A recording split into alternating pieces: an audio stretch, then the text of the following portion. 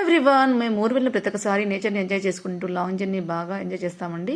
తర్వాత నేను ఊరు వెళ్ళిన తర్వాత నాకు కొన్ని ఫ్రెష్గా బఠానీలు కావాలని చెప్పాను టైంపాస్కు. ఇవి చూసారా, పచ్చి బఠానీలు మంచిగా ఫ్రై చేసి ఉన్నాయి, ఫ్రెష్గా ఉన్నాయి. ఇవి వచ్చేసి ఉప్పు శనగలు అండి, చాలా పెద్ద పెద్ద బస్తాల్లో ఉన్నాయి. తర్వాత ఇవి కాబుల్ శనగలు కూడా ఫ్రై చేసి ఉన్నారు వాళ్ళు, ఫ్రెష్గా ఉన్నాయి ఇవి కూడా.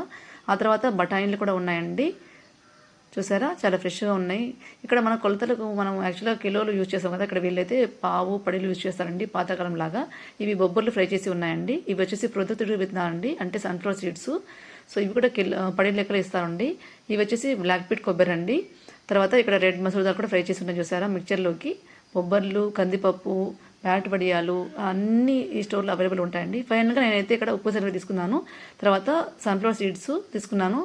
ఇవి పచ్చి బఠానీలు కూడా తీసేసుకున్నాము, తిన్నాము కూడా. తర్వాత బ్లాక్ పీట్ కొబ్బరి అండి, ఇది టేస్ట్ చాలా బాగుంటుందండి. కొంచెం యూజ్ చేసినా కూడా మసాలా మంచిగా టేస్ట్గా ఉంటుంది.